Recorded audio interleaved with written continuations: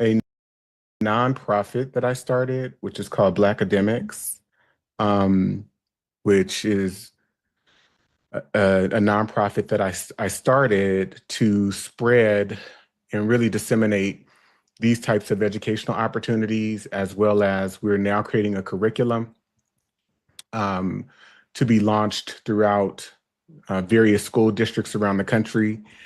So please check out that page, the Black Academics page. And, if you know organizations that we might be able to partner with in terms of philanthropic efforts, those that can potentially donate funds for the work that we're doing, that would be great. If you yourself could make a donation, that would also be great. And then the other page that I'm going to share is the Diagnosing Whiteness and Anti-Blackness video course series that I produced about a year and a half ago now, I would say. And it launched in conjunction with my last book, Diagnosing Whiteness and Anti-Blackness. Um, it's for people who may not have the time to read or may not be prone to reading. It's still an educational experience that people can tap into through a video course series where they're looking at us discuss a lot of the topics that were introduced in my last book, Diagnosing Whiteness and Anti-Blackness, along with some reflection surveys that they can take as an addition or as a reflective exercise once they watch the video course series. So there's a survey at the end of each video course series. So I would ask you, please spread the word on that. And that said, I am going to jump in. I'm truly excited to see all of you who are here. I think this is amazing that we can gather on a Sunday night to be able to do this. Thank you for joining me for what is kind of a pre-webinar launch, a pre-launch webinar about my newest book, The Psychopathy of Whiteness, The Epigenetics of Anti-Blackness, Malignant Narcissism, and Collective Diabolical Antisocial Personality Disorder. I would not be here tonight, and I feel it very necessary for me to recognize the works of many of the philosophers that inspired me. One being Dr. Frantz Fanon in his book, Black Skin, White Masks. His other book as well, The Wretched of the Earth. Both of these books just kind of framed for me the impacts of colonization, but also the function of it and what it is meant to do. And he used diagnostic frameworks to do so. And these books and his writings really shaped my work, as you will see once you access my book, The Psychopathy of Whiteness. Another philosopher, Dr. E. Franklin Frazier, and his work around the Black bourgeoisie. He was a Black sociologist that's really studied the impacts of Eurocentric colonization in the lives of Black people, Black men, women, children, and the Black familial structure. So this was very instrumental in my writings early on, as well as this current book. Dr. Frances Cress Welsing is another one in her color confrontation theory and her framework, the framework that she introduced around it. Dr. Alvin Poussant in his book, Why Blacks Kill Blacks, and really dissecting and looking at the effects of what some people refer to as Black on Black crime being the result of white on Black crime, and how our behavioral patterns of violence, the ways that we may behave toward each other, is all built toward in the ways that white people have behaved toward us. And so we act that out as a byproduct. Dr. Bobby Wright and his work around the psychopathic racial personality, which I'll share some framing about, or as it relates to my work. I'm going to use some of his framing tonight, even as we're going through. I'm actually using the framing of all of these people, but I'll be quoting from him in particular, and Dr. Welsing. Dr. Amos Wilson, his book, The Falsification of African Consciousness, Eurocentric History, Psychiatry, and the Politics of White Supremacy. His other book, which I have somewhere here, it's like the psychodynamics of anti-Blackness, really, or white supremacy. And then Dr. Jerome E. Fox, in his workbook, Addicted to White. This was a very reflective workbook for me, and it really helped me in real time, in a very modern way, unpack the effects of Eurocentricity, whiteness and white supremacy, and the influence in not only my life, but the life of the Black community, as well as other colonized peoples who exist under the structure of white institutions and white culture, American culture. And so in my first book, the 400-Year Holocaust, I felt like that was more of a cathartic, emotional exercise where I was just traumatized about so much of the information that I had found, and I wanted to get it out. And so that was my first attempt in writing. And then my second book, which I kind of framed the second edition of the 400-Year Holocaust, which was kind of a beefier version of the first book, Diagnosing Whiteness and Anti-Blackness, White Psychopathology, Collective Psychosis and Trauma in America. I went a tad bit deeper in this book, and I started to look at these dynamics through the diagnostic frameworks provided by the folks that I just named. And in this book, I am using their frameworks to really reframe history, but also the sociocultural and psychosocial dynamics that we find ourselves in this current day. So historically into the present. So it starts really in the 15th century, and I'll share briefly just some of the chapters in this book. I do start early on looking at the Catholic Church and the way that the Catholic Church engineered what were called the Papist Bulls that constituted that Catholics and then Christians could go out and conquer the world and really dominate the world and really act out genocide onto people who they deemed non-human or subhuman. So here is just kind of a chapter layout of the book. I'm actually going to the book, not to give too much away. But chapter 1 is, well, I'll go back. So I start with another letter to Black people, as I did in Diagnosing Whiteness and Anti-Blackness. There is a foreword by Dr. Robin DiAngelo. I do enter kind of the threats that I received as a result of giving a lecture that I gave last year. I think that was last year, or it may have been the year before. I think it was 2024. And then there is a very detailed section where I lay out a variety of key concepts and definitions, some of which I'll be sharing with you tonight. And then there are some reflections that I share. I talk about the Black identity crisis, and then there's the introduction, and then chapter 1, the American delusion, chapter 2, the theology of conquest, chapter 3, where I'm talking about really the religious aspects of white supremacy and how those Papist bulls then led to Christian domination and Christian, what became really European Christian nationalism, which then transformed into white Christian nationalism. And then chapter 3, the legal invention of whiteness. Chapter 4, the gospel of violation. Chapter 5, white rage, clinical reality. Chapter 6, whiteness as disorder. Chapter 7, inherited violence. Chapter 8, the scientific religion of white power. Chapter 9, the psychodynamics of whiteness and the legal codification of terror. Chapter 10, white malignant, diabolical, psychopathic institutional repression. Chapter 11, the continuum of enslavement. Chapter 12, the post-George Floyd era. Chapter 13, from colonial faith to civic religion. Chapter 14, the neuroscience of whiteness. And chapter 15, where do we go from here? So I'm going to start us off tonight with a clip of Dr. Frances Cress Welsing talking about her work. And this will take us back to roughly 1975. And then I'm going to elaborate a bit on her conceptual framework, and then that'll lead us into some examples. And I hope to get to some questions toward the end, okay?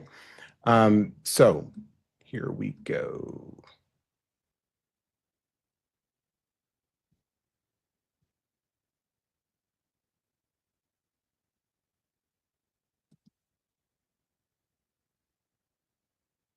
Hey, Rochelle. Great to see you. Hey, Rick. What's up, Dante? Here we go. Mr. Prince has the first question. Yes, Dr. Welsing, it's been about a year ago since you were dismissed from Howard University, and at the time I recall you charged that your crest theory, which in brief holds that whites are inferior to blacks because of the lack of melanin, was responsible for that dismissal. And I'm wondering whether you still believe that and what proof you have of that. Well, Dick, I do believe it. I was dismissed from Howard, fired from Howard in June 1975. In November 1974, while still at Howard, I heard a rumor that I was going to be blocked from promotion and tenure because of my views, not because of my academic work. And I went immediately to the Dean of the College of Medicine, Dr. Marion Mann, and I asked him, I said, Dr. Mann, I hear that I am going to be blocked from promotion and tenure because of my views. And Dr. Mann responded, to be frank with you, Dr. Welsing, this paper that you wrote, and I said, the crest theory of color confrontation, he said yes. He went on to say that it did not make sense for me to say that white people were envious of black people because white people lack skin pigmentation.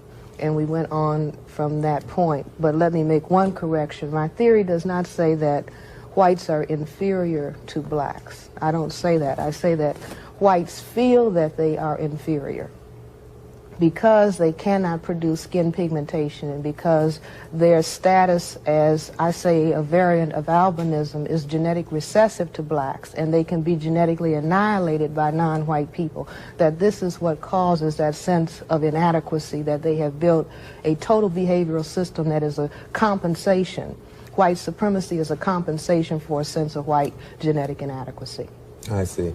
One other follow-up on that, and that is, what background in genetics do you have to enable you to document that theory? Well, I'm a medical doctor, and all medical doctors receive or take courses in genetics, and this is very, very basic genetics, and it not only is very basic genetics, this is common lay knowledge, and we hear it, the dominance, the genetic dominance of black over white is heard in the expression, one drop of black blood makes you black. In other words, if you were to relate to a white female, the product of that relationship would be an individual that is identifiable as what is called non-white. They would have something, I mean, the curliness of the hair, the darkness of the skin would make the child look more like you than like the mother. I see. Dr. Welsing, your theory to me seems to infer some innate behavior on the part of a human being because they are, quote, black or white. Would you agree or disagree that the terms black and white are not genetic definitions? And if they are not genetic definitions, then how could your theory be true? Well, wait a minute. When you say genetic definitions, I'm not quite sure what you say, but for the sake of time, the factors that determine whether we're going to have skin pigmentation or whether we lack skin pigmentation is based on genes. In other words, you have genes that determine the quantity of melanin pigment that is going to be produced in your skin, in your eyes, in your hair. If you have a gene, a mutation towards an inability to produce that pigment, that is also genetically determined. And that is at least within the context of the Western world, or the white supremacy culture, the dominant classification of people, not as determined by Francis Welsing, but as determined by white people themselves, is your classification. Either you are white or you are classified as non-white. This is on your birth certificate. This is on every paper of identification that you have. And this focus on skin coloration, I maintain, is based on the awareness on the people who are now in power that they are a minority. The white group represents a minority in the world population. And the color focus is something that is a psychological, I say a psychological necessity based on a genetic reality. So I don't know. Okay. How many of you heard that? A psychological necessity based on a genetic reality. And so white people have attached in their psychology to this idea or color concept that they indeed are white, when the reality is that scientifically they are incapable of producing large quantities of melanin, which does not equal that they are white. But in European culture, particularly English culture, and some other cultures as well, what the color white represented was things that were pure, close to God, etc.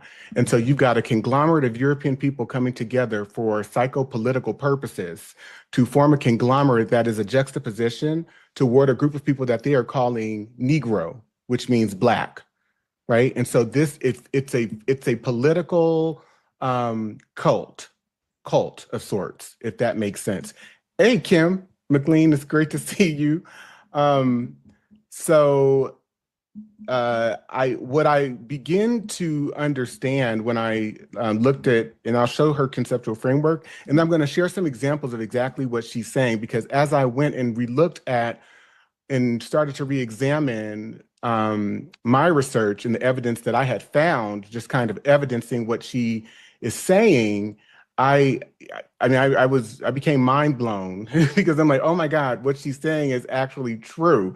And you hear this being repeated over and over and over and over again by white people. So I'm going to share some historical examples, and I'm going to share some recent examples.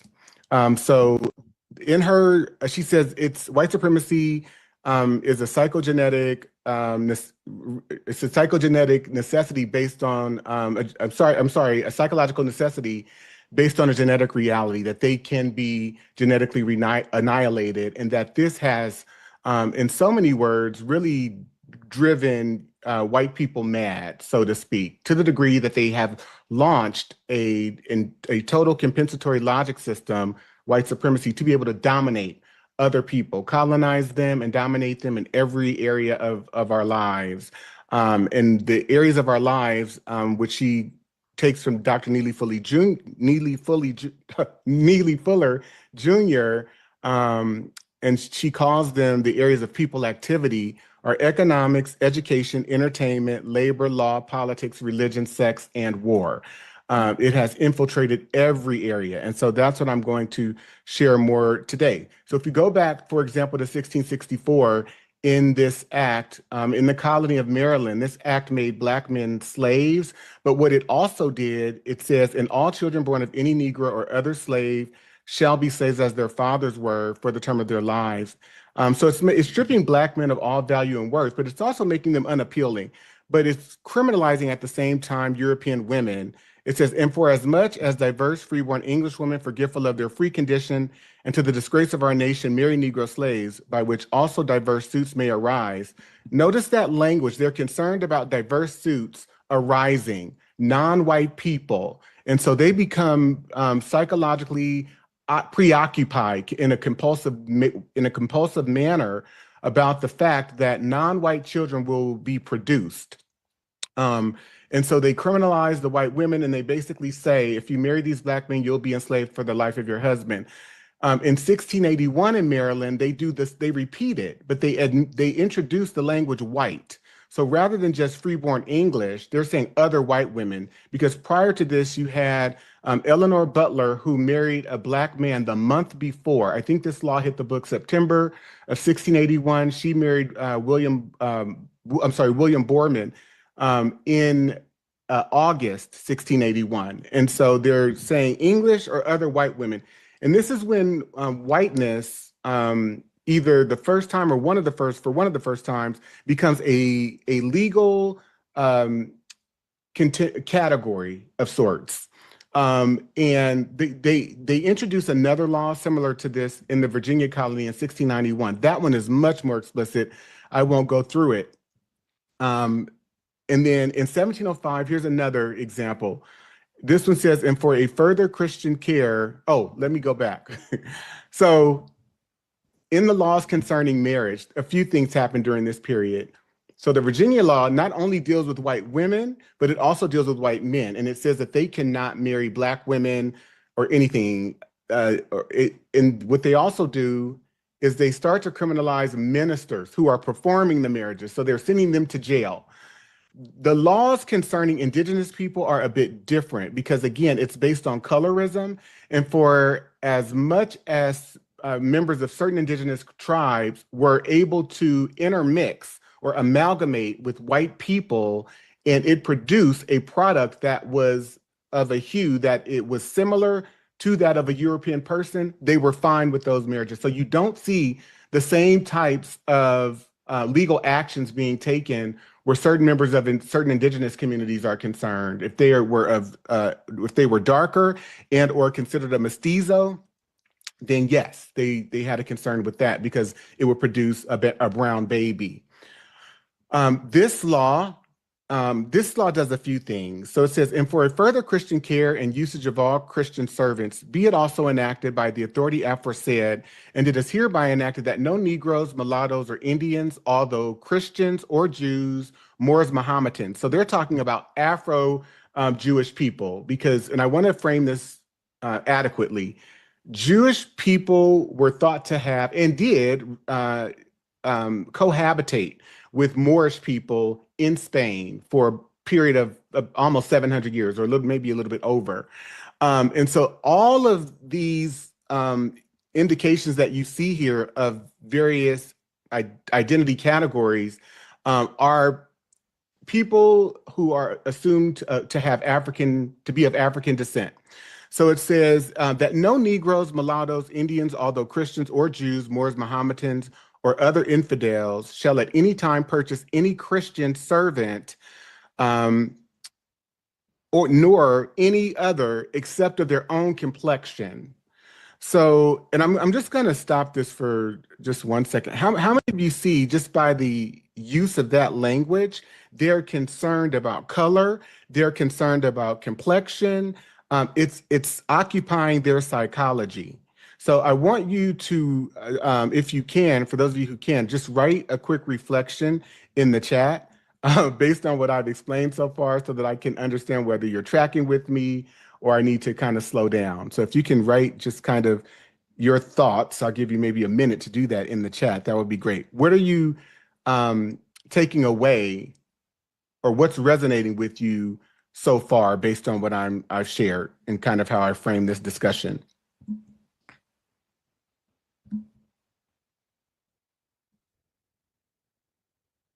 And again, I want you to consider Dr. Cress-Welsing's framing that there's an awareness that they can be genetically annihilated, and that drives this kind of violence through militarism, through domination, destruction, etc. The constant fear, yes. And so within the framing of this particular law from 1705 from the Virginia colony, they say that if, you know, a brown person or a black person of African descent purchases a white servant, then that white servant shall be made free by this law. The contract will be null and void. They do not want white servants, whether male or female, around black or brown people, so to speak. And if any person having such Christian servants, so if you are a white man or if you are a white woman and you have a white servant working for you, indentured servants, if you intermarry with any such Negro, mulatto, or Indian, Jew, Moor, Mohammedan, or other infidel, every Christian white servant that you have working for you on your plantation shall ipso facto become free if you marry any one of them. Okay, so they're creating, how many of you can see, a form of segregation to ensure that the white race remains not only just separate and segregated, but pure, that there is no possibility of that type of genetic annihilation taking place. Another example historical example. This is in the mid 18th century, and this is the South Carolina, the Negro Act of South Carolina, 1740. Section 1 declares all Negroes and Indians to be slaves. Section 2, under this provision, it has been uniformly held that color is prima facie evidence that the party bearing the color of a Negro, mulatto, or mestizo is a slave, but the same prima facie result does not follow from the Indian color. So if you are of the Indian color and that color is thought to be in proximity to the color of white Europeans, then you are exempted from the category of a slave, of an enslaved person. But if you look as though you have any mixture of African descent, mulatto, mestizo, you're a brown person, or you're just an all-out Negro, then you are to be a slave. And so how many of you see this continual emphasis on color, complexion, the use of color concepts to segregate people? And so I want to ask you another question. How is it working psychologically? What is it driving?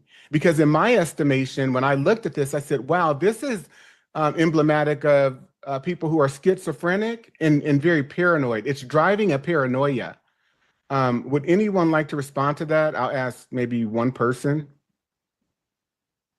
Danicia, hey there. Hi, Dante. Hey, How are you? I'm good. Good. I was just gonna write, what is very interesting is the lack of understanding and the connection to creating children with slaves. So it's almost as if white folks were having like out-of-body experiences. Like they talk about aliens now, but the aliens were truly them, because I'm going to separate my whiteness, even though I am raping these slave women, producing children, and enslaving them. I am separating myself completely from them. And that to me rings of a psychological disorder. Yeah, absolutely. It's psychopathological for sure. And that's what I also scale out in my book as well, because you're not separating yourself from the physical act. You're engaging in the violence, you're committing it, you're doing it, but then you're in denial about it, and you're projecting that, oh, these women are making me do this, these men are making me do this, oh, these young girls and these young boys are making me commit sexual assault and sodomize them. So it's a process of dissociation. It's a process of projection always, which I'm going to get into. And so when you look at the psychological development of whiteness and the fact that the United States of America was founded on the premise that only a free white person, right? So again, we know that whiteness is not real, but only those that we deem that look and meet our prima facie definition of what a white person is can be admitted to the United States of America. And so Dr. Cress-Welsing, she says, white supremacy is a power system dynamic, structured and maintained by persons who classify themselves as white, whether consciously or subconsciously determined. It consists of patterns of perception, logic, symbol formation, thoughts, speech, actions, and emotional response infused simultaneously into all areas of people activity, including economics, education, entertainment, labor, law, politics, religion, sex, and war. White supremacy's ultimate purpose is to ensure white genetic survival and prevent white genetic annihilation on planet Earth. And so you have presidents, for example, like Thomas Jefferson. I've shared this example many times. He says that I advance it, therefore, as a suspicion only that the blacks, whether originally a distinct race or made distinct by time and circumstances, are inferior to the whites in the endowments, both of body and mind. And so what you see within this one example, as well as the examples, the legal examples that I shared, are what these theorists and what I have defined as white projectionism in my book. A core psychocognitive defense mechanism of whiteness. It is the compulsive need to externalize one's own guilt, violence, and pathology onto racialized others, thereby preserving the illusion of moral purity. Rooted in white paranoia and fear of accountability, white projection functions as the primary coping mechanism of the white ego. The very traits white society most represses, aggression, deceit, sexual deviance, moral instability, are attributed to Black and non-white peoples. Clinically, it reflects projective identification. The disowned aspects of the white psyche are assigned to others who are then punished for embodying them. This recursive delusion allows whiteness to maintain its innocence while perpetuating harm, rendering the aggressor perpetually victimized by those it oppresses. He also says that Black people secrete less by the kidneys and more by the glands of the skin. Again, none of this being a statement of fact, but being a statement of his cognitive distortion. This is all rooted in a distorted perception. President Abraham Lincoln, I will say then that I am not nor ever have been in favor of bringing about in any way the social and political equality of the white and Black races. He understands that it's something that is structured into society and that white people have been situated on a pedestal, that they have been positioned by laws, by policies, by economic accessibility to be able to participate in society. He says he does not want to bring about that equality where Black people are concerned. And so within this statement is kind of, again, this need to oppress Black people.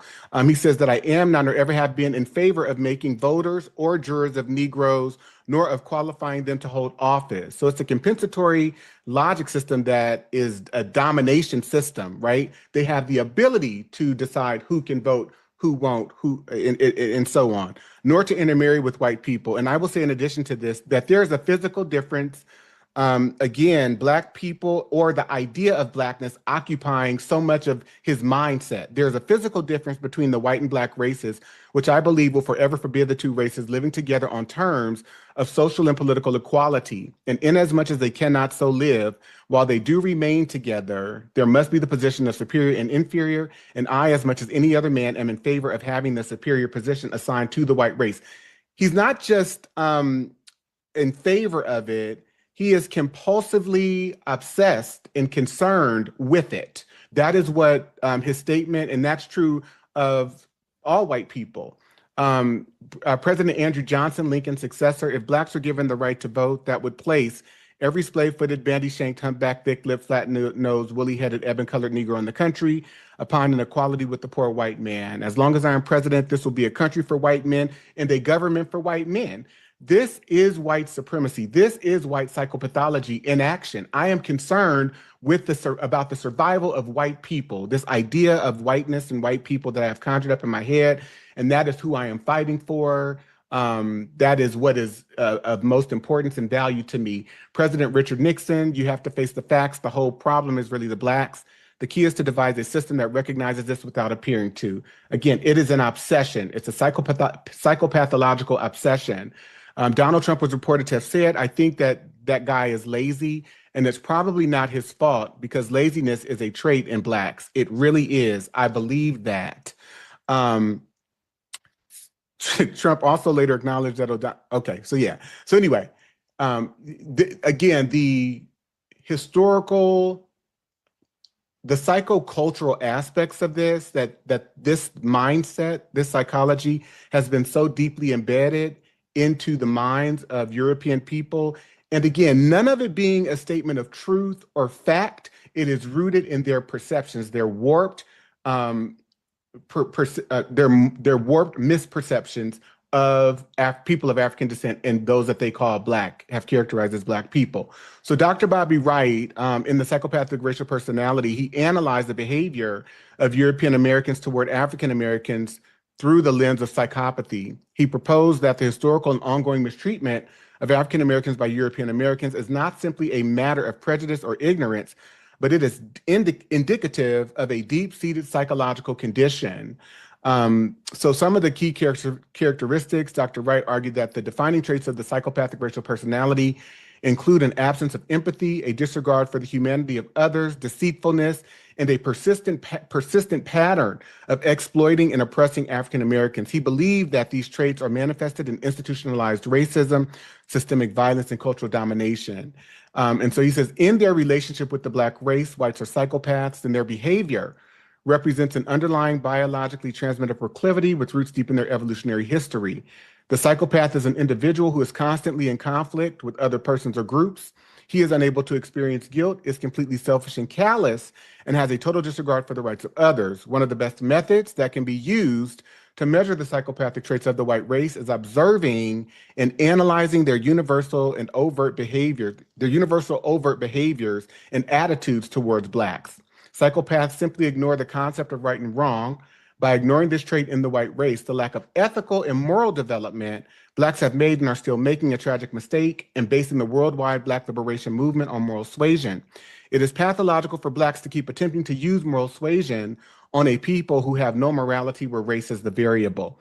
And so when you look at, for example, Charlie Kirk, he says, if I see a Black pilot, I'm going to be like, boy, I hope he's qualified. It begs the question when you see a Black pilot, you wonder, you say, I hope they are qualified. In the spirit of affirmative action, we have Ramon and Cadillac, who are your two pilots. They've never flown before, but they are Black. If I'm dealing with someone in customer service who is a moronic Black woman, is she there because of her excellence, or is she there because of affirmative action? Sheila Jackson Lee, Michelle Obama, Joy Reid, you don't really have the brain power to be taken seriously. So again, there's a projection. There is a psychopathological functionality where Black people and the idea of Blackness is occupying so much of his brain space in his life, so to speak, that he can only derive his own sense of self-worth and value by projecting. Not only that, he himself was, by white American educational standards, uneducated. He did not have a college degree. So I'm going to elaborate a little bit more on that in just a second. So white impression management, a conscious and subconscious behavioral mechanism by which white individuals and institutions manipulate perception to sustain psychic equilibrium and moral innocence. It is the performance of benevolence to mask the operations of domination, a social camouflage for the pathology of superiority. Clinically, it aligns with narcissistic image regulation and ego defense through projection. White impression management involves controlling historical narratives, editing facts, sanitizing violence, and manufacturing virtue through performative displays of empathy, charity, and progress. This process maintains white identity as morally superior and non-white existence as deviant or defective. It is not simply deceit. It is a collective cognitive distortion, an institutionalized delusion that sustains the psychopolitical fantasy of white righteousness. So I'm going to pause there and ask, does anyone have any thoughts?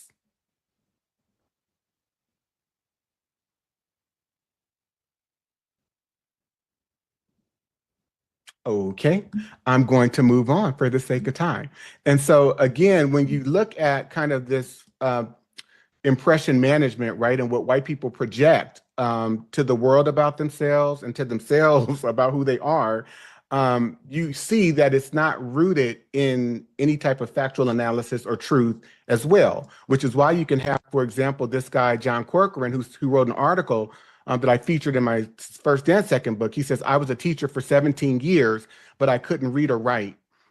So within the reality of whiteness and white supremacy, there's this projection that we are superior, but in real time, it does not account for white inadequacy and white mediocrity that really is the standard for whiteness, because you don't have to be good, you don't have to prove capability, you don't have to prove competence, and you are rewarded with countless opportunities because you are white. We see that from people like Pete Hegseth, Kristi Noem, Pam Bondi, who we saw appear before Congress earlier this week, Matt Gaetz, Tulsi Gabbard. And I love this post by Dwayne Buckingham. He said, I love the diversity within the incoming administration and feel like they will represent and fight for ethnic minorities. They understand and empathize with groups who have experienced social justice. All of them are highly qualified and earned their positions without alliance to Trump, power, privilege, and money, right? Hegseth told Senator he paid $50,000 to a woman who accused him of 2017 sex assault. So you can pay prostitutes, you can be an admitted, or you can be an accused sexual abuser, multiple women accusing him of rape. You can also be someone, the former Michigan Township Supervisor arrested in child sexting, resigns, then wins re-election in a landslide. So you can be a pedophile and still have the support of the collective white body politic. Trump Justice Department, Holman closed investigation into border chief for accepting a bag of cash. Jury finds Trump liable for sexual abuse. Awards accuser $5 million.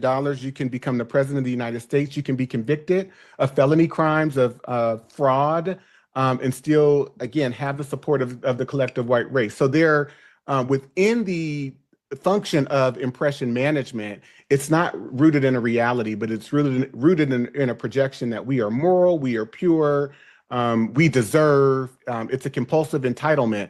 And yet there are really no interrogations into how this functions across and throughout our culture, as well as around the world.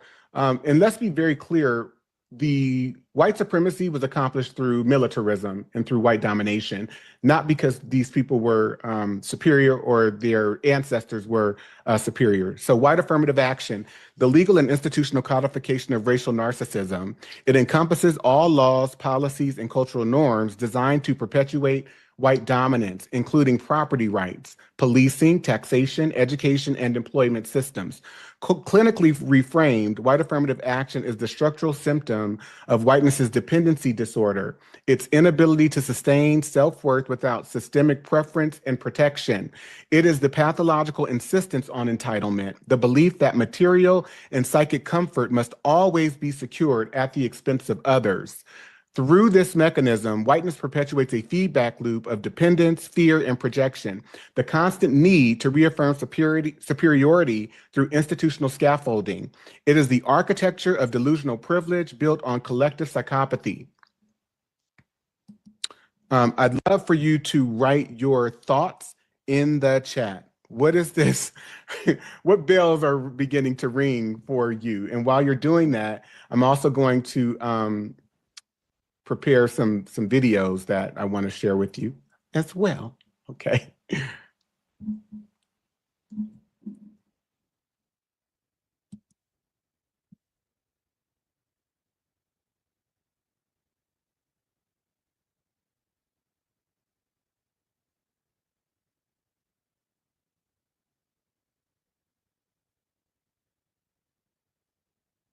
All right, I'm just going to share this video. This was the other day. Someone that Trump nominated appeared before Congress, and I want you to hear what he's saying, okay?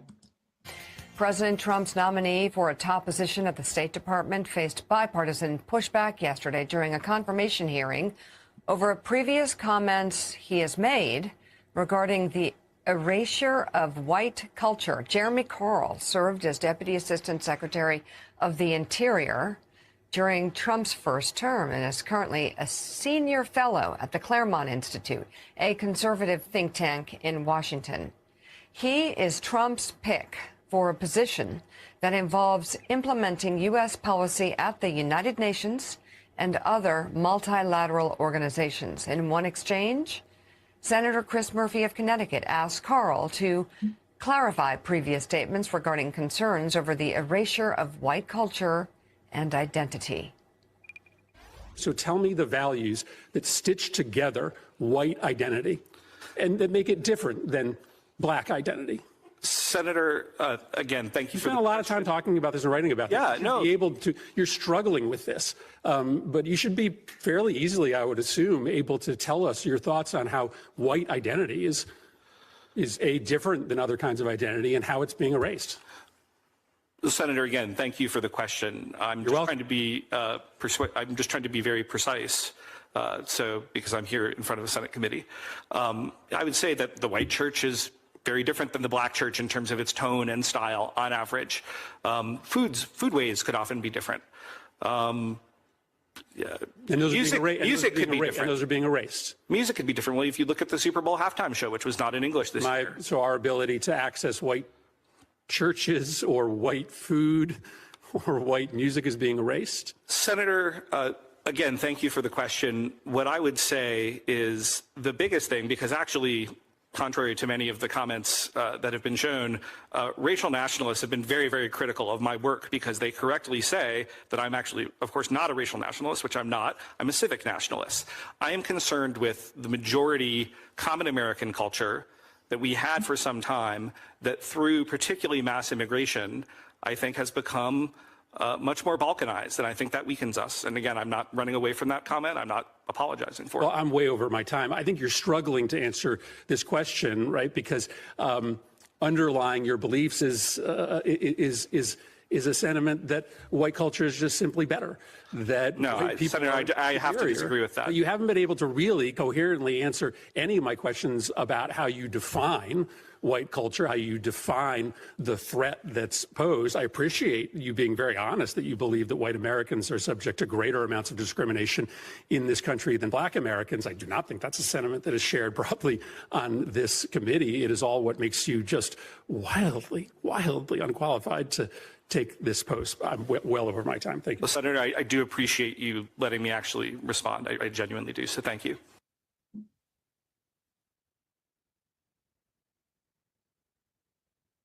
Okay, so what stood out to you?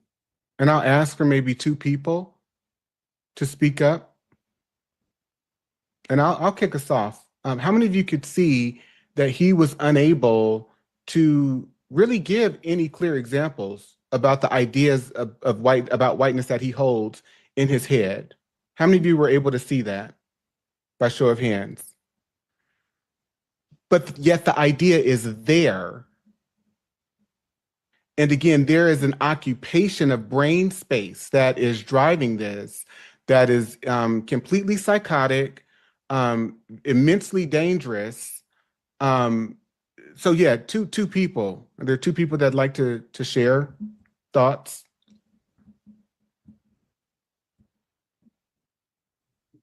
Hey, Dante. Hey, Angel. Hey, how you doing? I'm good. Great to see you. Good to see you. When I watched it, because I've watched it multiple times at this point, I'm really trying to listen to what he's trying to say. I think what frustrates me the most is that they really don't have an answer, but believe they have an answer. Like, do you know what I'm saying? And it made me think about, I don't know if y'all ever listen to Code Switch, it's a podcast, but they had a episode called The Folk Devil Made Me Do It. And what it talked about was moral panics and how throughout this time they've used these moral panics to make white people feel like they're going to lose something. And if you make people feel like they're going to lose something, you get them scared enough, then they're going to do whatever they can to pull people along. And that's what I see in this administration. I see that it's this fear that they keep on passing on. Okay, if we let, which he also said, if we let it become more of them than us, then it's going to be a problem. That's right. And that's what he was saying pretty much, was if it becomes more, we in trouble. So to your point, there is a paranoia that is driving this, which has led to a psychosis, that this is what people believe that they need to do and how they need to function in order to sustain themselves. So within that frame, we're not all American. We are concerned with white Americans and this idea. And again, but it's also all based on sight. And what led me to this discovery that this is psychological more than anything else. It is just, it's a belief system. It is psychological, is that as long as white people perceive, let's say a very lighter skinned black person, as long as they perceive that person to be able to pass and to be white, they're fine. They can function with them. They can be admitted into their social circles. That's true for Hispanics that might appear white, as well as Asians that might appear white. They're fine. The moment that they begin to think or they find out that they are mixed with something or that they're Black, it sends off neuro it sends off neural waves, in their psyche where they begin to unravel, essentially. So I know I asked for two people, but I'm going to go on for the sake of time. So white psychopathy, in my book, I define it as the behavioral and affective engine of white supremacy. It represents the chronic compulsion of white people to assert dominance over Black and other non-white peoples as a means of affirming existence. Clinically, white psychopathy functions as a dependency disorder. The white psyche's self-worth depends upon the subjugation of others. Oppression becomes the psychic drug of the dominant class, necessary to sustain the illusion of control and coherence. This psychopathy expresses itself in law, medicine, religion, and education as the rational exercise of authority. Yet beneath these structures lies a shared neurotic core, the inability to experience humanity without hierarchy. The white subject's pleasure principle is rooted in domination. The sight of Black suffering reaffirms its sense of being. Thus, white psychopathy is not deviation, but doctrine, the emotional infrastructure of Western civilization. So Dr. Bobby Wright and Dr. Amos Wilson, also Dr. Cress Welsing, they talked about this as being neurobiological. So when we talk about white racism as neurobiological, we're pointing to the idea that racism is not just a belief system floating in the air. It is deeply wired into the brain and nervous system throughout social conditioning, learned behaviors, and stress responses. So conditioned neural pathways, racism operates like a form of neurobiological programming. Repeated exposure to racist narratives, stereotypes, and practices in schools, media, law, institutions ingrains neural circuits that automatically associate Black with danger, inferior, or less worthy. So this is hardwired in. So when we talk about this idea that, we just need different policies, that like those policies are the answer, or that they're going to change anything, that is not the case. And this is also, this psychology has been programmed into Black people. It's been programmed into Asian people, into people who are characterized and identified as Hispanic, where they too are socialized to serve white supremacy and to also perpetuate anti-Black and brownness, which is why you can have another Donald Trump administration, because there were roughly 54 to 56% of Latino men who voted for Donald Trump, as well as roughly 20 to 22% of Black men who voted for Donald Trump, and upwards of roughly almost 40% of Latino women who voted for Donald Trump. Okay? So when we get to the Epstein class, I want to spend a little time here and then get to a few more definitions and maybe have some group time as well. And we talk about people like Jeff Bezos, Prince Andrew, Ghislaine Maxwell, Howard Lutnick, Steve Bannon, Jeffrey Epstein himself, and Donald Trump. We're talking about something that has been functioning, a dynamic that has been functioning in throughout European culture for centuries. And so this picture is actually from the 1930s, where you had Mr. Charlie Johns, who was 22, who married Eunice. What's her last name? I forget her last name, but he married this young child. She was 9 years old. This is from the 1930s in America. So this 1275 Statute of Westminster, which I talk about in chapter 4 of my book, was a law that basically constituted child marriage. They set the age of marriage for young boys at 14, and for young girls it was 12. There was a consent provision in this law that stated that if a man ravished a maiden within age that is within the age of 12 years with her will or against her will, the ravisher shall have judgment of life or member. So they would either be sentenced to life, or they would be killed. But that's within the age of 12 years old. So above 12 years old, consummation of marriage or sex with someone 12 and older was permissible. And so you see that this law was effect from roughly 1275 over in England. And then when the English came over here and they set up royal charters and the colonialism over here, the institution of enslavement as we know it through the transatlantic slave trade, this law remained in effect through the 1600s, through the 1700s. And once the United States of America formed, by the year 1800, the age for consent for young girls was lowered roughly to age 10. And so betrothal and marriage, children could be betrothed, engaged at an even younger age with parental consent. Marriage was legally permissible at 12, as I just explained, but again, that age went down to 10. Parental consent, although 12 was the minimum legal age, the legal minimum, customary practice often involved parental approval, especially for very young brides. So you could marry someone as young as 7, 8, maybe even 6, if you had the permission and the consent of the parents. It was considered legally permissible for a man to consummate a marriage with a girl aged 12 or older. And when the United States of America formed, again, that age went down to 10.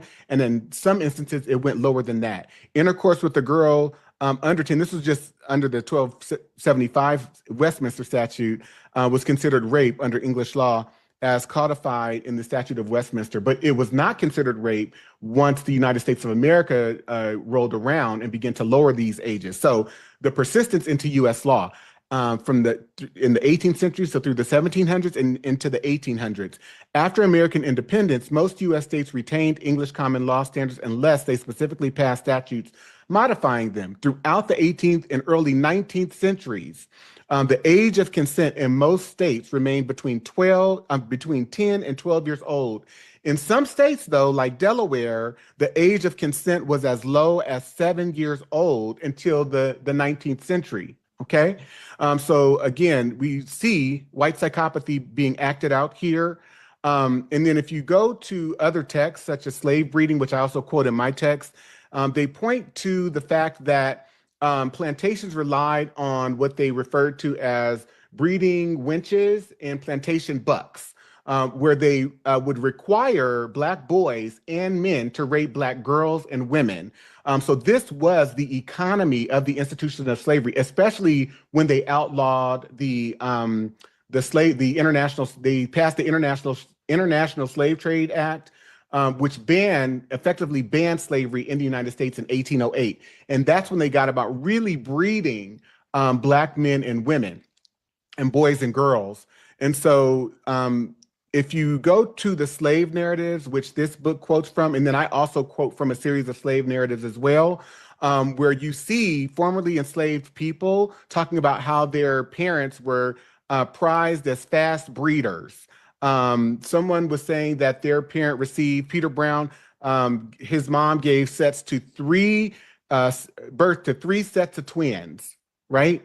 And then this guy, Willie Blackwell, he talked about how, his father was seen as a big, powerful Black, man that the owners would basically lock him in rooms with young Black girls and Black women, usually the moistest is what he's saying here, to sire children with. So he would spend his time raping young girls and women as a result of being forced to be locked in a room with these individuals and force them to have sex with him. But again, the Black male and the Black female are being forced to do this because of the psychoeconomic goals of white culture, of the white institution of slavery. So it's psychoeconomic. There's a psychology behind this, and then there's the also economic benefit. Gonna go on. One enslaved woman from Louisiana described, master would make the men go into the girls he wanted them to breed with. Sometimes he stood right there. Sometimes he took his turn too. So she's talking about the white male forcing rape, but then also watching it and then sometimes joining in and performing gang rape. Lewis Hughes, in his book, 30 Years a Slave, he talked about, he says, the master often sent the men to the women he wanted them to breed with. Some of the women cried all night, but they had no power to refuse. So how many of you are seeing that this is just pure evil at play? It goes beyond really our ability to define and comprehend, I would say. And so I'm doing my best to explain this through diagnostic language, because that's what really helped me to get a grasp on this. So Maddie Jackson, many were the women who were compelled to submit to the brutal passions of the overseers and masters. Some masters would make men go to certain women to raise children, same as they breed cattle. The woman had no say. Harriet Jacobs, in her book, Incidents in the Life of a Slave Girl, she says, no matter whether the slave girl be as black, as ebony, or as fair as her mistress, in either case, there is no shadow of law to protect her from insult, from violence, or even from death. And when she says insult, she's talking about rape. The degradation, the wrongs, the vices that grow out of slavery are more than I can describe. And so when I looked at, for example, cases like R. Kelly, cases like P. Diddy, I'm looking at the behavior of Black men, which is something that's been trained into Black men when we see these types of offenses occurring, but they are patterned after white male behavior. And they have also been regulated by white male pathological behavior as well, once for economic profit and also political gain and functionality. But now it's just culture. It's culture. And so William Brown, in his narrative, he says, there was a woman on the plantation who made it her business to take the young colored boys to her room. And so you see repeated narratives like this by some of the men in their journals, in their narratives, about how white girls and women would molest and or rape Black men and boys, and they would force them to have sex with them. And in some cases, they would threaten them. They would threaten to have them murdered if they did not. And so President Thomas Jefferson, he says, I know no error more consuming to an estate than that of stocking farms with men almost exclusively. I consider a woman who brings a child every 2 years as more profitable than the best man on the farm. What she produces in addition to the capital, what she produces is in addition to the capital, while his labors disappear in mere consumption. And so what he's talking about is if you stock your plantations with mostly young girls and women, you can have them raped. You can breed them, and they will breed the slaves that you need. It's not economically savvy to go out and purchase men to stock your farms with, because once they die, they're done. But if you get your hands on these young Black girls and Black women, you can breed them, and you can have them raped, and you can just reproduce as much labor as you need. So again, there's a psychological, political, and economic and entertainment aspect to all of what was happening there. When you see rape laws introduced within the context of the United States, they only refer to white women. Only white women are seen as those who are rapeable. And then they also don't even, in most states, they don't even criminalize rape committed by white men at all. And all of them pathologize and project that Black men or Black boys are prototypes for rapists. And so that's what you see in the entrance of all of these laws. In the Celia case, when I looked, for example, at what came down from Judge William Augustus Hall in the instruction that he gave to the jury when she killed her rapist, Robert Newsom, who she had fathered roughly 3 children by. She was pregnant with the 3rd when she killed him.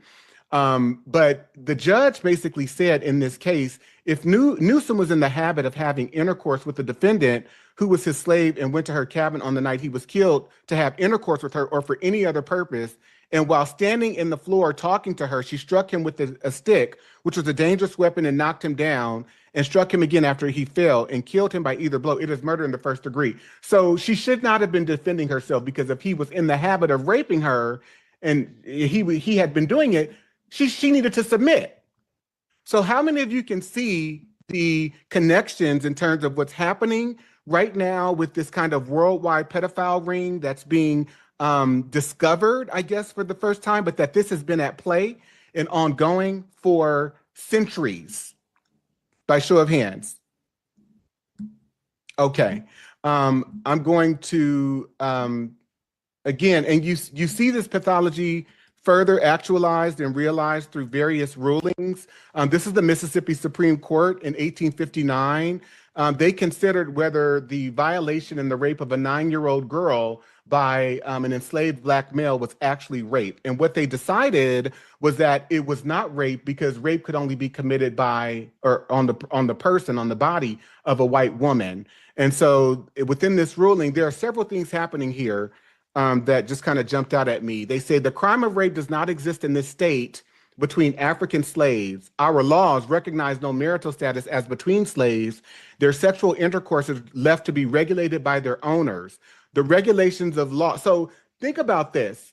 From one plantation to the next, if one plantation wants to set up and have gang rape every day, every night, if they also want to engage in taking the children of their the enslaved people, the enslaved adults that they have there, and they want to sodomize young boys, 5 years old, 6 years old, 7 years old, they want to gang rape young girls, 6, 7, 8, they are in charge of the law around intimacies. So it's left up to each plantation owner. So think about how vile, how pathological this is. And so they go on to say the regulations of law as to the white race, again, this idea of whiteness, on the subject of sexual intercourse do not and cannot for obvious reasons apply to slaves. Their intercourse is promiscuous, and the violation of a female slave by a male slave would be a mere assault and battery.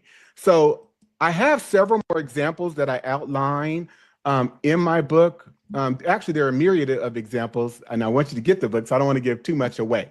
But white psychopathology is defined as, I define it as a complex civilization-level disorder created and perpetuated through centuries of moral anesthesia, cognitive distortion, and emotional detachment. It fuses the traits of psychopathy, absence of empathy, sociopathy, moral disconnection from communal reality, and malignant narcissism, pathological self-exaltation. White psychopathology manifests as a collective personality disorder disguised as normalcy. It compels white individuals and systems to pathologize others in order to conceal their own psychic fragmentation. Its expressions include racial violence, scientific racism, cultural theft, and moral inversion of calling domination democracy. This pathology is both personal and institutional. The private delusion of superiority becomes the public policy of civilization. Whiteness therefore operates as a socially transmitted disorder, one that converts violence into virtue and moral psychosis into institutional standard. And then lastly, collective diabolical antisocial personality disorder. This is a collective and individual psychopathology characterized by chronic moral inversion, pathological lying, emotional anesthesia, and the compulsion to dominate, exploit, and dehumanize others, particularly Black and Indigenous peoples, for psychological equilibrium. It represents the most evolved and destructive strain of antisocial behavior in human history, fusing psychopathy, sociopathy, and malignant narcissism into a single cultural and institutional disorder. Some of the core traits, so CAAPD manifests when domination, not empathy, becomes the organizing principle of identity, government, and economy. Core traits: pathological entitlement, a delusional conviction of divine or racial superiority, the belief that one's group is inherently authorized to rule, possess, or punish others. 2, moral inversion, the capacity to rename violence as virtue, colonization as civilization, enslavement as enterprise, segregation as order, genocide as salvation. 3, instrumental affect, selective empathy deployed only when it reinforces control or absolves guilt, emotional detachment from the suffering of racialized others. 4, predatory dependency, a parasitic relationship to Black creativity, labor, and suffering, requiring subjugation to maintain psychic stability. 5, collective projection, chronic psychological displacement of one's own deviance, lust, and violence onto the oppressed, producing myths of the Black rapist, the dangerous immigrant, or the ungrateful poor. 6, institutional codification, the translation of private pathology into law, policy, and theology, ensuring that personal illness becomes state behavior. So I am going to put you all into groups. And what I'd like to do is just have you just discuss for a very brief period, maybe 5 minutes or so. What's your one takeaway from attending this overview webinar of this book? Here we go.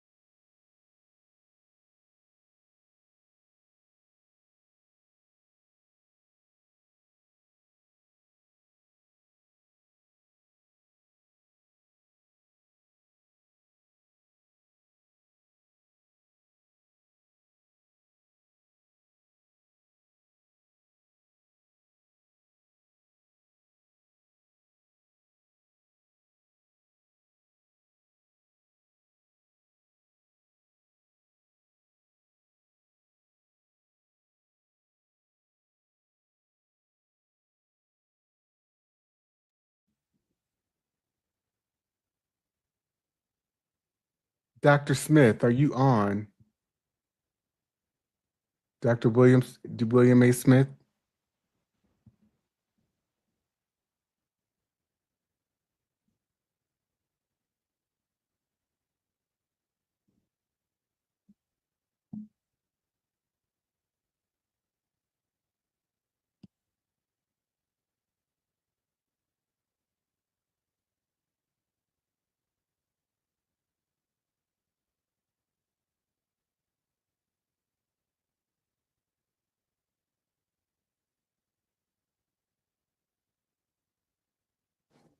I'm on. I just had to take a phone call. I'm sorry. Are you my racial battle fatigue friend? I am. Well, I am such a fan of your work. I quote your work. I have just referred and relied on it. I referred to it and relied on it for some years. Thank you so much for your powerful work. Well, I appreciate that, and I'm glad you're doing what you're doing. I was listening to my daughter called me and distracted me. Not a problem. Not a problem. I'm so glad that you are able to be here. Oh, thank you. So I'm gonna hang out. How long is it going to continue to go? Just another 10 to 15 minutes. Okay, so I'm gonna hang out right here, and then I'll finish with my daughter and be back listening to you. Okay. All right. I appreciate you. Thank you. All right.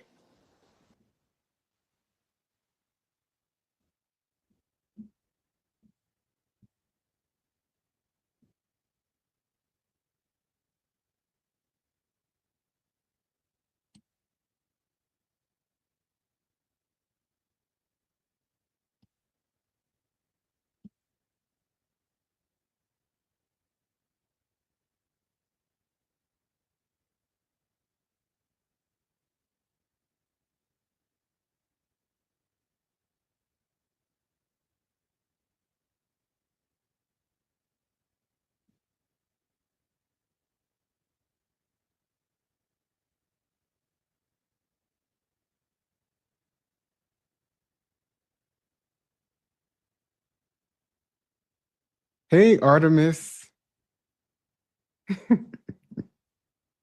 Oh, Dante. Good to see you. Thanks for joining. It's 4 o'clock in the morning here, so you must know I love you. You're in South Africa? Yes. Okay.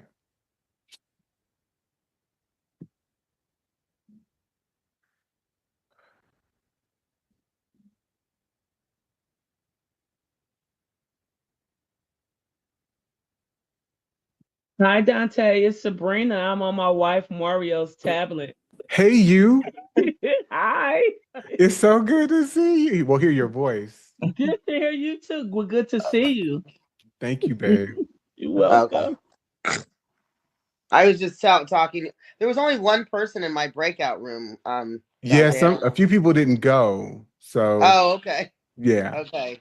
Well, She was as asking me if people I are had a chance to meet Dr. Wellesley, but I was saying no. I was a student, but not. And my cousin was a student at the time. So, but gotcha. I've met Dr. Wellesley years and years ago. So yeah. Okay. Anyway. So why don't we have maybe, 2 or 3 people? Well, why don't we do this? I want to have you write in the chat your one takeaway from this overview tonight. And then I'm also, if any of you have connects to the Breakfast Club, because I really want to go on some major Black outlets to share and present on this work, because I hear a lot of commentaries, and not that people, well, I'll say this, I hear a lot of commentaries that are very limited in the analysis, and mostly because most people, in my experience, just have a limited grasp on history and haven't done like a very thorough analysis of factual, a chronological factual framework, I guess, of sorts. So it just kind of limits the commentary sometimes. So if any of you have connections to like the Breakfast Club or to some other outlets, please let me know. So as you all are writing your one takeaway in the chat, let's hear from a few people.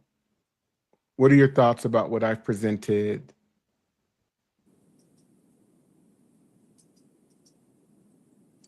Feelings? I hope it's okay if I speak without putting my hand up. I'm not very good at finding where the hands and everything are. I've been following you for a while, and what you've been doing is actually quite brilliant. It's actually opened my eyes and the eyes of a lot of people. I think now we need to disengage from white people, because it's one thing to say that they've got psychopathology and all these things and to say they're evil, but we want to continue being in their spaces. We want to continue with their Christmas and all. We've had Kwanzaa for a long time. I'm in Nigeria. I've got Igbo heritage, but I'm Black British. But I'm in Nigeria right now. I'm a retired London police officer. And I've seen a lot in my life because I was mostly in England and 10 years in France. But we have to disengage. If we don't disengage, white people will think that they are our saviors and they'll think they're wonderful. And the last thing I'll say, because I know others want to speak, in Nigeria, we've been colonized, and all of core Africa, all of Black Africa, and the church with there's a man called Frederick Lugard. He's the one who amalgamated Nigeria. And they had this plan, the fetish of white prestige. It's in their report. And they used the church to make white people, and Arabs, if you're Muslim, but to make white people to be like godly and wonderful. Yeah. The exact opposite of what they are. And the churches have done a lot. And the last thing I'll say is, if people want to believe in the Bible like I do, the Messiah is actually Black. He's Black. Yeah. So we need to go to the truth. We've got some Israelites in Africa and, Black Israelites, perhaps to look at their teaching, but just to disengage from these people. Thank you very much. I'll mute my mic. No, thank you so much, Ndidi. And I appreciate all just of the encouragement I've received from you over the years, because we're connected on X. And you reposted my work, you've sent me messages, and I just appreciate the way that you really understood and aligned, with my analysis and the things that I'm trying to say. And similarly to Dr. E. Franklin Frazier, who I mentioned earlier, one of my thoughts became one of the very foundational questions of my work became, so is Black people's interrogation of or are our criticism and is our critique of white supremacy really about its vileness and its evilness, or is it that we're just excluded from it? And so you hit on something very powerful in what you said, because for as much as we can be critical, there are, and it's been proven when you look at the token class of Black people, which I myself was a part of at one time, you begin to align yourself by all of the norms, the structures, everything, and you feel good about it. And you define yourself by it, and then you look down on people who have not achieved through these structures, who have not measured up to the standards, the norms, the measures, et cetera. So I really appreciate you uplifting that here in this space. Who else? I think we have time to hear from maybe two more people. Dante, I know I spoke. I'm going to be really brief. Okay. The clip that you showed of Dr.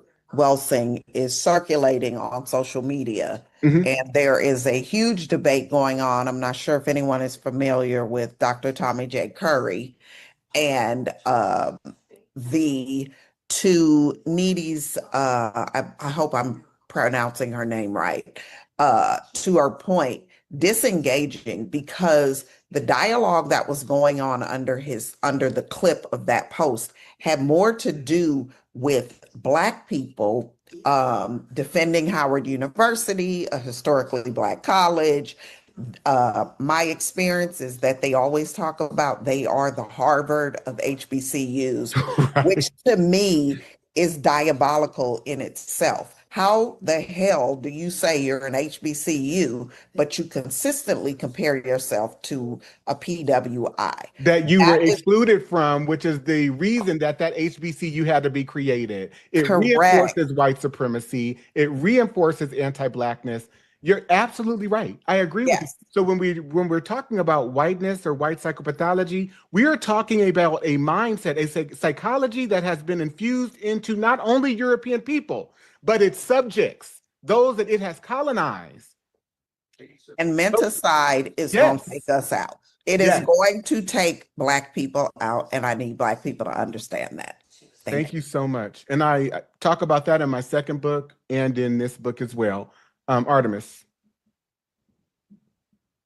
What struck me with tonight's talk, only because all your slides had this fundamental patriarchal male dominance theme about it, and I'm just wondering, did it not start there with men possessed this natural authority over all the political, intellectual, and moral life, which then became the sort of unquestioned position from which all these racial categories would be created? So the white male is the universal knower, the rational arbiter.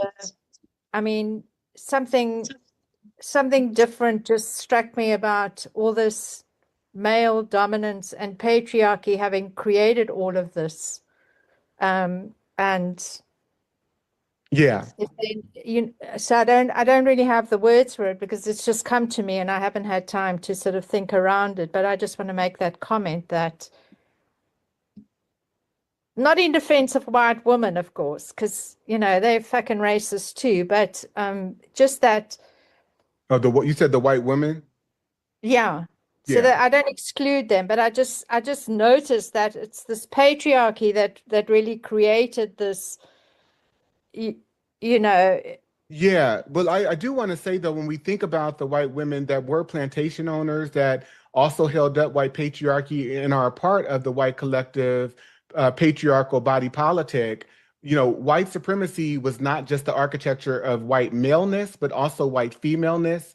When we look at, for example, someone like Donald Trump, he was raised in a household by two parents that upheld and reinforced his vileness, what became him. And there are millions of Donald Trumps throughout this world and definitely here within our culture that are in support of that type of behavior. And so when you look at, for example, the political group White Women for Trump, right? That they have always been central to white male patriarchy. And I think that that's something that gets missed because they're right there aligned with it, in support of it, and so on and so forth. So there are ways too, and I want to talk about the ways that white supremacy and white psychopathology function in European people, which is somewhat different than how it functions in oppressed groups. There are some similarities, but there are also differences. But to your point, it is pathological self-aggrandizement at its extreme, at its most extreme. Okay, one more person, and then I think we're out of here. Celia McIntosh. Hi, I'll be real quick. I missed the video and everything, but just some things that I've gained from the conversation.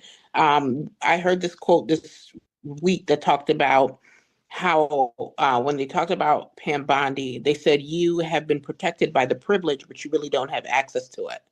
So that just stood out to what you just said. You're in alignment with it. You're side by side by it, but still you're not fully in access of it.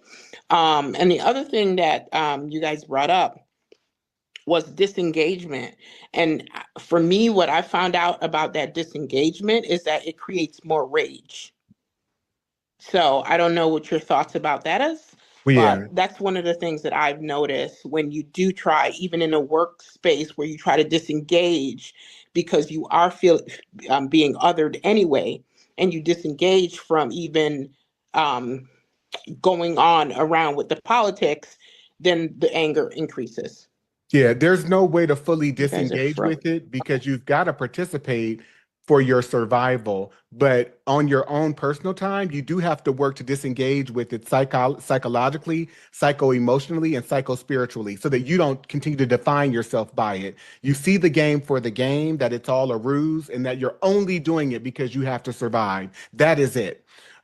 Please, please, please mark your calendars on February 24th to go out on to Barnes & Noble, Amazon, and to purchase the book. The hard copy and the paperback will be available on February 24th. And I want everyone to purchase the book if you can on that day.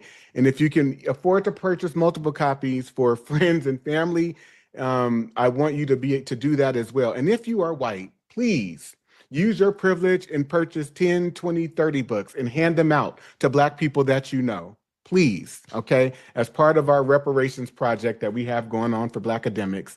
Thank you so much. I appreciate you all. Any last thoughts before I disconnect, before we disconnect? Thank you so much, Dante. It's really appreciated. Thank you. Thank you. Thank you for giving us the words to express what is necessary at this time. Thank you, Dante. Love you. Love you definitely. too. Thank you for the words. My voice is not Love you, Dante. Love you too. Oh, thank you. I came late, but thank you. Thank you again, Dante. And if you write I'll give you an address, marcel@danteking.com. The first 3 people that write about what diagnosing whiteness and anti-Blackness was all about, how it touched you, just one paragraph maybe, or 2, you will receive a free copy. Just email your mailing address as well, your name and your mailing address. So if you read Diagnosing Whiteness and Anti-Blackness, that qualifies you potentially to get a free copy of this book. Okay, so the first 3 people, all right? Anyone else? Brother Dante, will there be a replay of this webinar? There will be. Okay. And you'll send that out to us? Well, it's going to be posted across, or streamed rather, across all of my pages. Oh, Brother Dante. Okay. All righty. Peace. Take care. You too. Ashe. Ashe. Bye, Dante. Thank you. Bye-bye. No, Rochelle. What do you mean no? Thoughts? So many thoughts. Want to call me? I will call you tomorrow. Okay. Because we're off tomorrow. Rick, did you give away? Thank you. Thank you, Rick. a lot. All right.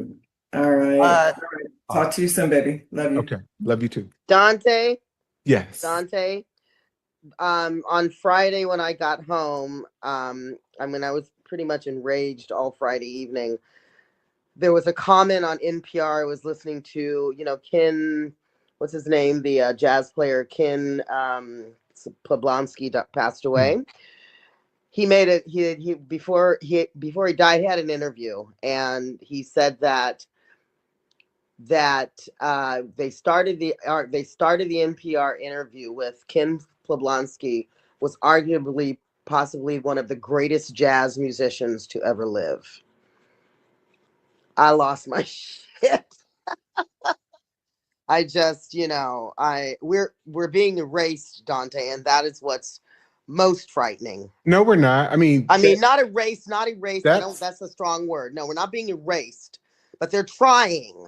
They're trying. I think if you give any stock to that, I don't.